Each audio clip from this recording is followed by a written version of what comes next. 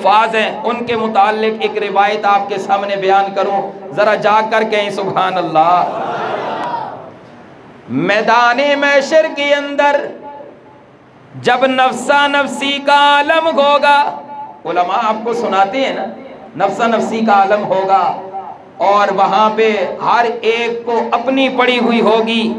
ये सूरज इंसान के सर के ऊपर होगा और इसकी गर्मी कितनी शिद्दत के साथ होगी।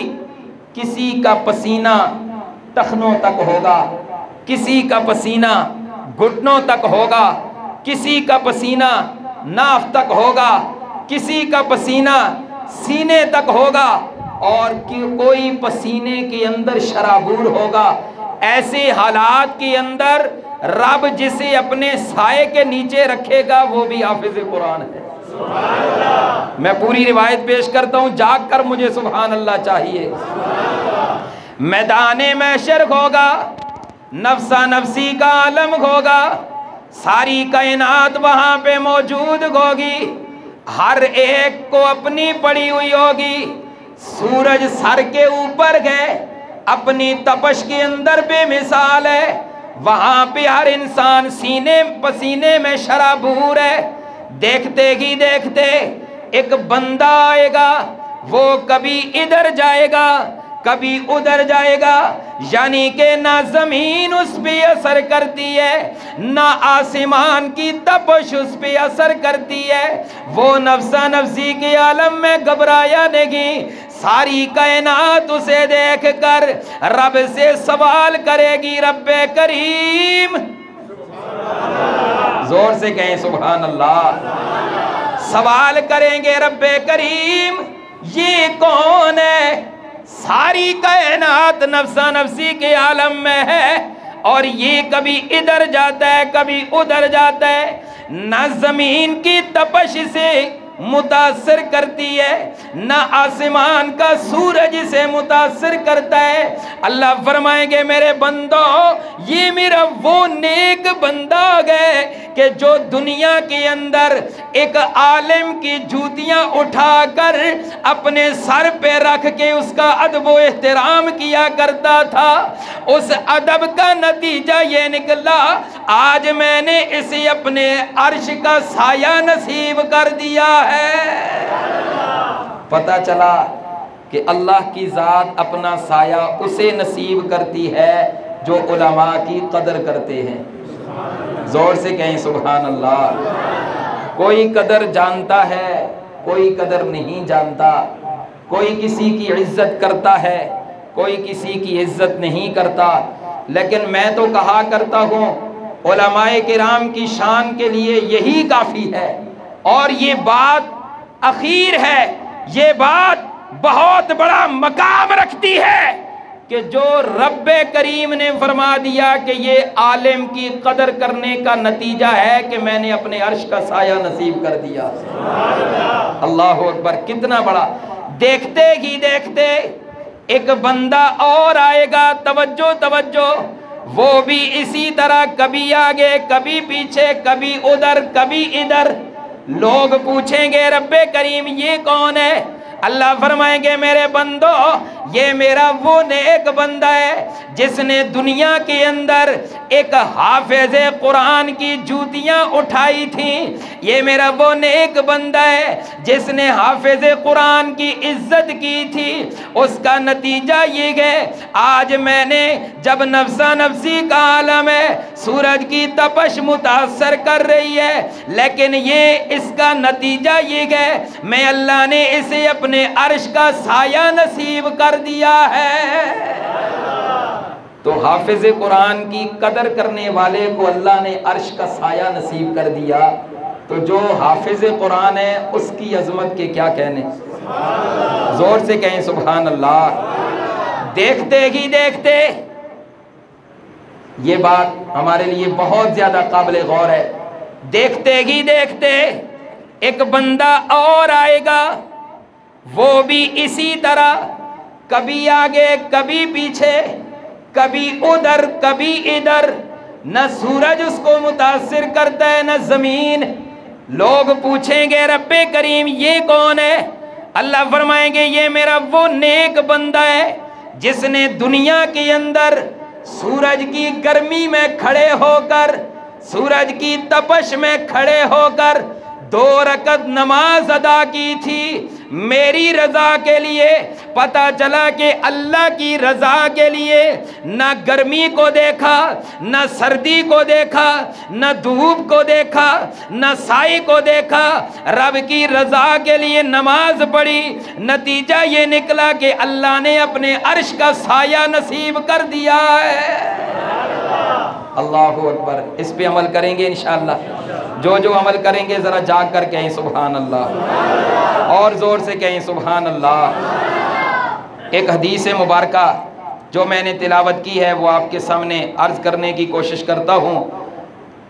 हदीस मुबारका के रावी हैं हज़रत अलीउल मुर्तज़ा रज़ी अल्लाह ताला। बोंटे ले देने जी आज साहब को बोल देने जाके आखो सुभान अल्लाह। हज़रत अलीउल मुर्तज़ा रज़ी अल्लाह ताला अन्हु हदीस पाक के रावी हैं। हज़रत अली रज़ी अल्लाह ताला अन्हु से रिवायत है, हज़रत अली फरमाते हैं हुजूर ने फरमाया। किसने फरमाया? मैं एक नुक्ता देता हूँ, किसने फरमाया? कितने खुश नसीब वो सहाबा, अरे जिन्होंने अपने कानों से नबी की मीठी आवाज़ सुनी है। कितने खुश नसीब वो सहाबा जिन्होंने अपनी निगाहों से हुजूर के चेहरे का दीदार किया है। हज़रत अली फरमाते हैं हुजूर ने फरमाया अद्दिबू औलादकुम, लोगों अपनी औलाद को 3 चीज़ें सिखाओ, अला सलास खिसाल। कितनी चीज़ें? 3 चीज़ें अपनी औलाद को सिखाओ, इनको अदब सिखाओ, इनको ये चीज़ें तालीम दो।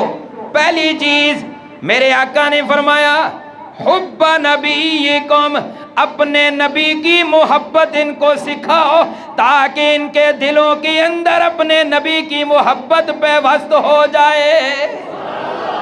अपने नबी की, इससे पहले देखें लफ्ज़ है अला सलास खिसाल। क्या लफ्ज़ है? खिसाल। खिसाल किसे कहते हैं? खसलत से है। खसलत कहते हैं आदत को। खसलत किसको कहते हैं? जोर से, खसलत किसको कहते हैं? मुझे ये बताएं, आदतें बचपन से बनती है या बड़े होकर? जोर से। बचपन से बनती हैं। तो हुजूर ने अल्फाज में इशारा किया अला सलास हिसालिन, अपनी औलाद को बचपन से अपने नबी की मोहब्बत सिखाओ, अपनी औलाद को बचपन से अपने नबी के तज़किरे सुनाओ ताकि तुम्हारी औलाद के दिलों में नबी की मोहब्बत बसती नजर आ रही हो। आज क्या हम इस चीज़ पे अमल करते हैं? क्या हम घरों में अपने नबी के तज़किरे करते हैं? घरों में मोबाइल लगा लेते हैं, घरों में और क्या कुछ हम रस्म व रवाज कर लेते हैं, आबा अजदाद की कहानियाँ करते रहते हैं, लेकिन नबी के तज़किरे हम नहीं करते। आज ये अहद करें कि अपनी औलाद के सामने मेरे और आपके आका जनाब नबी पाक अलैहिस्सलातु वस्सलाम के तज़किरे हम करेंगे। करेंगे इंशाअल्लाह। जो जो कहते हैं करेंगे ज़रा हाथ उठा कर कहें सुभान अल्लाह।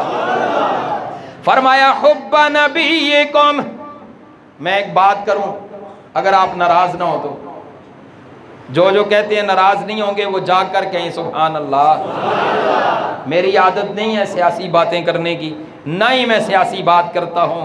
सियासत जाए भाड़ में, सियासत जाए कहीं दूर जगह पे, लेकिन मेरी बात करने का मकसद ये है आज ये तरबियत मस्जिद नबवी में खड़े होकर ऐसी बातें, अगर ये बचपन में तरबियत होती तो ये वाकया पेश ना आता।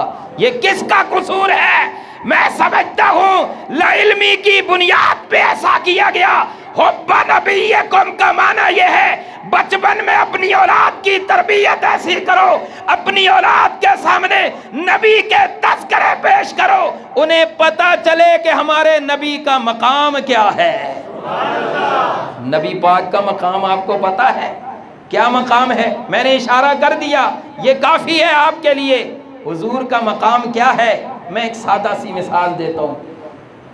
जब हुजूर पाक दुनिया से पर्दा कर गए, हज़रत आयशा, सब कह दें रज़ी अल्लाह ताला अन्हा, आयशा सिद्दीक़ा रज़ी अल्लाह ताला अन्हा आप अपने हुजरे में मौजूद हैं, जरूरत पड़ी एक पर्दा लटकाने की, मिस्त्री बुलाया गया, मिस्त्री ने हथौड़ी उठाई, कील उसने दीवार में लगाने की कोशिश की। तवज्जो, मेरा ईमान ये है, मेरा इश्क ये है, मेरी मोहब्बत ये है, मेरी तमन्ना ये है।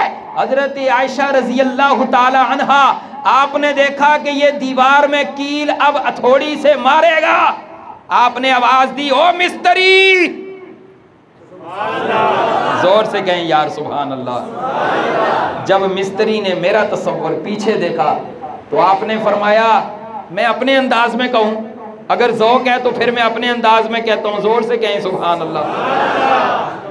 मिस्त्री से हजरत आयशा ने फरमाया होगा, मेरा तसव्वुर, मेरी जुबान, मेरे अल्फाज, हजरत आयशा ने फरमाया होगा, ऐ मिस्त्री थे किल ना मारी, इस वास्ते के थे सरकारे दो जहां मौजूद ने। यार ईमान ना रखो सुभान अल्लाह। यहां पे कील ना लगाना इसलिए कि तेरी हथौड़ी की आवाज से मेरे नबी को तकलीफ होगी। हाय अल्लाह, 1400 साल कबल अम्मा ने सबक सिखा दिया, हथौड़ी को खींच लिया है। आज 1400 साल के बाद मस्जिद नबवी की हुदूद में नारेबाजी। मेरे आका ने क्या फरमाया, 1400 साल पहले फरमा के गए, हुब्बा नबीयकुम, लोगों अपनी औलाद को अपने नबी की मोहब्बत सिखलाओ, अपनी औलाद के सामने अपने नबी के तज़किरे करो। क्या तज़किरे? या अय्युहल्लज़ीना आमनू, ऐ ईमान वालो, ला तरफ़ऊ अस्वातकुम फ़ौक़ सौतिन नबी वला तजहरू लहू बिलक़ौली। अल्लाह के कुरान ने क्या कहा? ऐ ईमान वालो, अपनी आवाज़ों को बुलंद ना करो। किस पर? फ़ौक़ सौतिन नबी, मेरे नबी पाक की आवाज से ऊंचा ना करो। वला तजहरू लहू बिलक़ौल का जहरी बाज़िकुम लिबाज़, वही इस तरह ना आवाजें निकालो जिस तरह एक दूसरे को बुलाते हो। अगर तुम ऐसा करोगे, अंतहबत आमालुकुम व अंतुम ला तशउरून।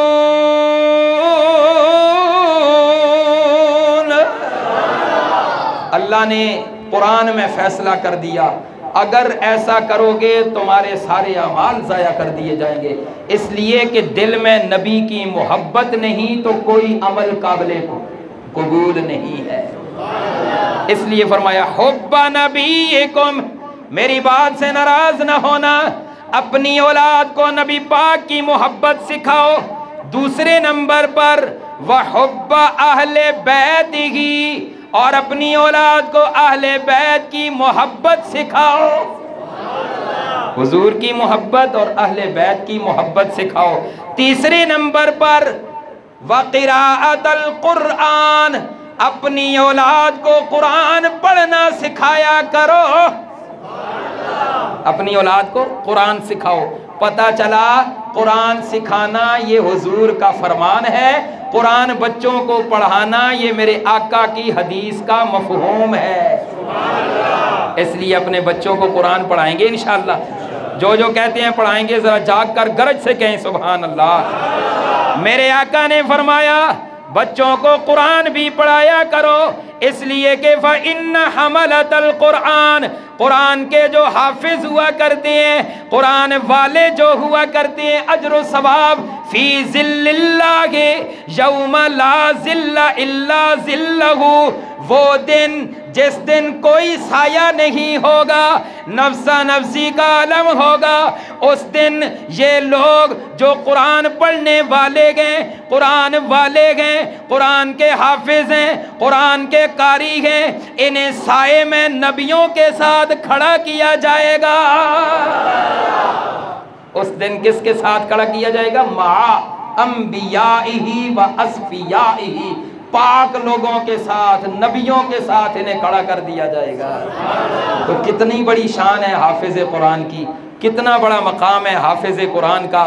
मेरे आका अलैहिस्सलातु वस्सलाम की एक हदीस मुबारक, आज हमारे यहाँ हाफिज कुरान की कोई इज्जत नहीं है, हम इज्जत नहीं करते हाफिजों की, हम कुरान पढ़ने वालों की हमारे माशरे में कोई इज्जत नहीं है।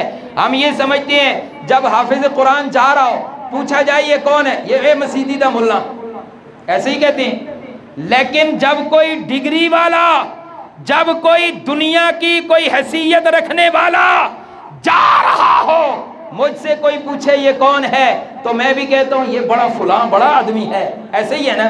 अल्लाह अल्लाह, हाफिज कुरान की अजमत को सलाम। सारी दुनिया हाफिज कुरान की तौहीन करे, सारी दुनिया हाफिज कुरान की इज्जत ना करे, अरे मेरा ईमान ये गए, हाफिज कुरान की इज्जत के लिए यही काफ़ी है। अल्लाह करीम के महबूब पैगंबर फरमाते हैं, फज़्लु हमलतिल कुरान अलल्लज़ी लम यहमिलहु का फज़्लिल खालिक अलल मखलूक। अरे जिस तरह मैं अल्लाह मखलूक पे रुतबा रखता हूँ, मखलूक मेरी मखलूक है, मैं खालिक हूँ, मखलूक के सामने खालिक का रुतबा, इसी तरह गैर हुफ़ाज़ के सामने हुफ़ाज़ का रुतबा है। अल्लाह फरमाते हैं मैं अल्लाह हूँ। अल्लाह क्या फरमाते हैं, मैं